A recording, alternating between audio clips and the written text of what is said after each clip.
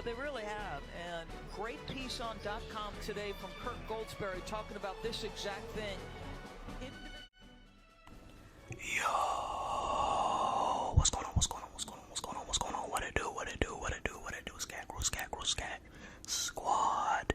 And welcome to my top 20 portion of the top 30 NBA players of the 2023 season. This is gonna be part 1 of the top 20, where I do players 20 through 15, and then part 2 will be players 14 through 11.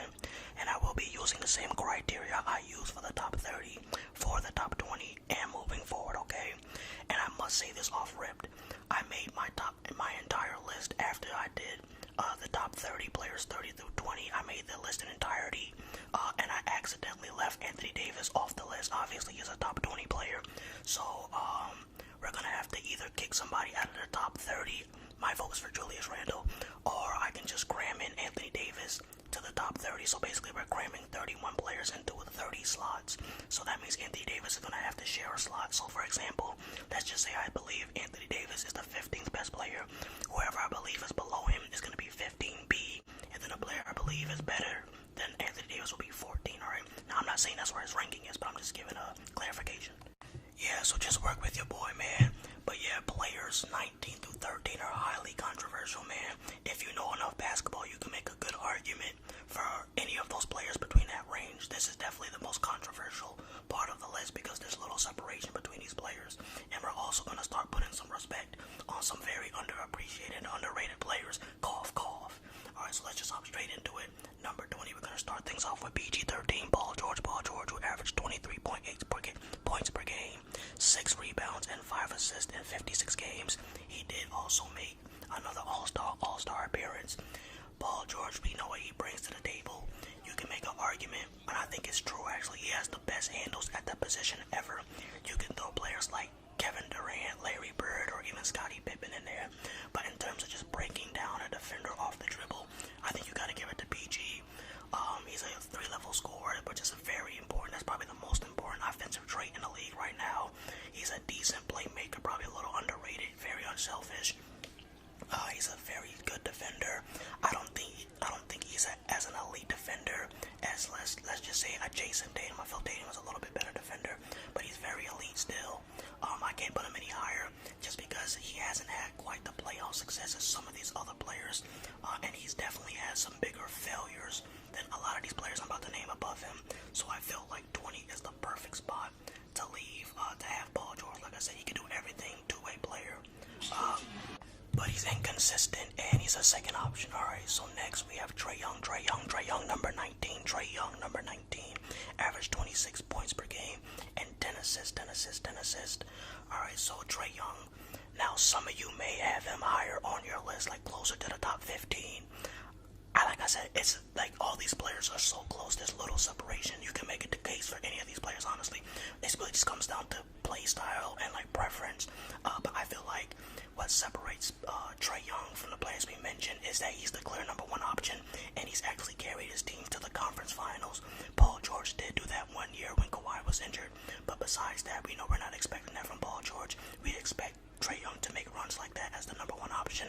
He's an elite playmaker. He's a top 3 playmaker in a league with Luka Doncic, LeBron, so he's very good.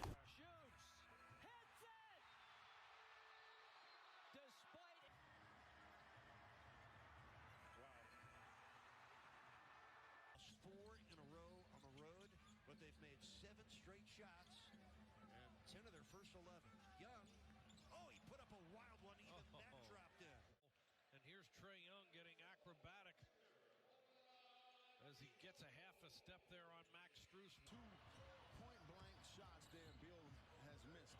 Nice step back by Trae. The reason why I can't put him any higher is because he settles for too many threes, and I think that hurts him in the playoffs, and he's just too small. He can be pushed around. What Miami did to Trae Young last year in the 2022 season, I don't think that would have happened to most of these players, so I'm about to put over him. Now I have to give credit, Trae Young did get a little revenge, and he beat Miami to play in, but that was one game. I think if Miami and the Hawks played a full 7-game series, Miami would have beat them again this year. So I just can't put him any higher because he hasn't really won much, and his best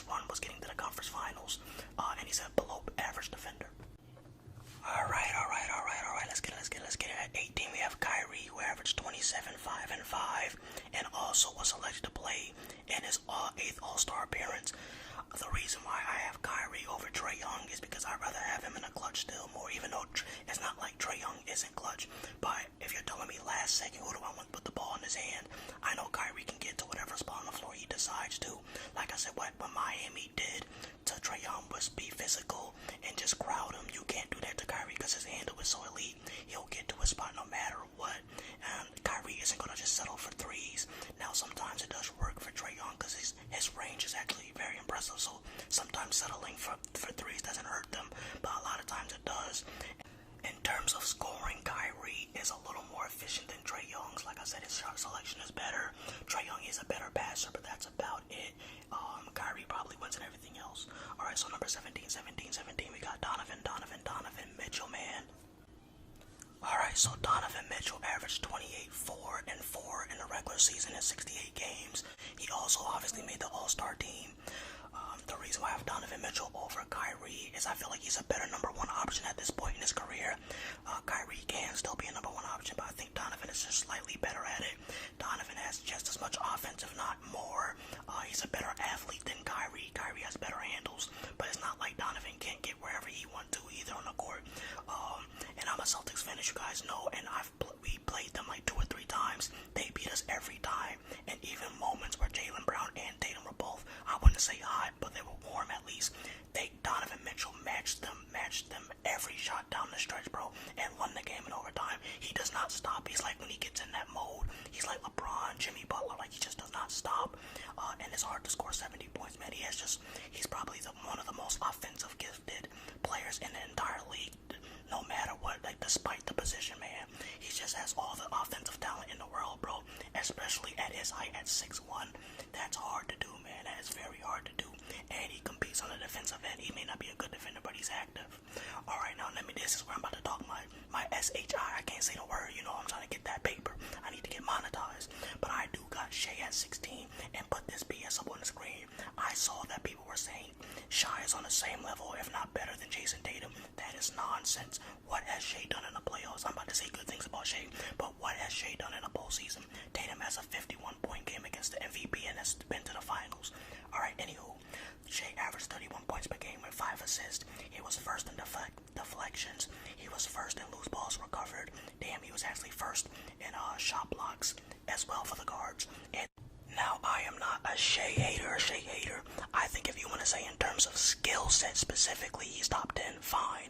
But he just hasn't accomplished, he literally has not accomplished anything in the postseason. The furthest he's ever went is the play-in. But he is an elite guard. He probably is the 3rd best post-up guard after Luka Doncic and Jamal Murray. He can score in the mid-range with the best of them. He needs to work on his 3-point a little bit more. He shot only 34%. Like a long possession here right now. Shai right to the cup. Nice move. Shai back in. Drives on O'Neal. How about the touch? SGA right off the window. Not going to miss that. Big Son. He's having himself a first half. 5 out of 7. Shai back on the floor. And he was able to dismiss Sam Johnson, the former Phoenix Suns. There's a blow by SGA. And he beat Claxton. On his part, he can do it all offensively. Like I said, he has a very balanced poise game. He can finish with either hand. But yeah, why I can't have him higher? It's just literally everybody has a better playoff record and performance than him. That's why. All right, now let's get it. Anthony Edwards is 15. I have Ant at 15. Yeah, it's cute that Shai averaged 30 in the regular season. Anthony Edwards did it in the postseason. Here's what the defending champions had to say about Anthony Edwards. Ant is losing his next. No, Ant is a problem. Ant is OD. Oh my gosh, dude is. I would say this year the toughest players to guard was Ant and Shai. Jesus Christ, Ant was cooking. Doing everything though. All 3 levels. Y'all, I'm gonna be honest. I thought he was gonna hit that shot. Game 6. No, game 5. I was contesting it. Yeah, it was online. I thought he was gonna hit. It was online. It was online. It looked good. It was just long. All right, so yeah, that's what they had to. Now they did include Shai. I just had to say they said Anthony Edwards' name first. That means that usually the person's name you say first you think is better. I'm just saying, I'm just going by human logic. All right, but no, seriously, the reason why I think Anthony Edwards is better than Shai is because Anthony Edwards has shown it on a bigger stage. We still don't know what Shai's gonna be like in the playoffs. What if Shai gets to the postseason and instead of averaging 30, he averages like 25? What are you guys gonna say? Oh yeah, we apologize to Anthony Edwards. So I just can't put him above Anthony Edwards because he hasn't shown it yet. I'm not saying he can't, but I think this, both of these players, I think will move up honestly and be towards the top 10. I think both of these players will be better than Ja Morant by the end of the year. But yeah, really, I just think Anthony Edwards is a better big game performer. I think he's just as good a defender, especially on ball. I know Shai led the league in blocks. Anthony Edwards was only 0.3 behind. I think Anthony Edwards has a better three ball. Shai is better at the mid-range, but I just think in terms of big moments and big games, Anthony Edwards is definitely the more reliable player. In terms of just like having playoff success, I feel like Anthony Edwards turns it up a notch, and I just can't put a player who literally has not accomplished anything over somebody I've seen have multiple 30 and 40 point games. Anthony Edwards against the Grizzlies in not his rookie year, but at the age of 20, I think the Grizzlies were ranked the third best perimeter defense in the league at the time, behind Boston and Golden State. And Anthony Edwards in his first playoff game ever dropped 36 and looked like the best player on the Timberwolves. And then the following season, last season, 23 season, he averaged 33 in the postseason. So I got Ant at 15. Not to mention, Anthony Edwards is almost 4 years younger, man. The way that y'all talk about Ant. Did y'all know that Shai is 25? Y'all had me thinking he was like 22, 23, man. This man is 25. Anthony Edwards is averaging 30 in the playoffs, like damn near 4 years younger. He just turned 22. Alright, so I'll catch you on the next video, and I'm out.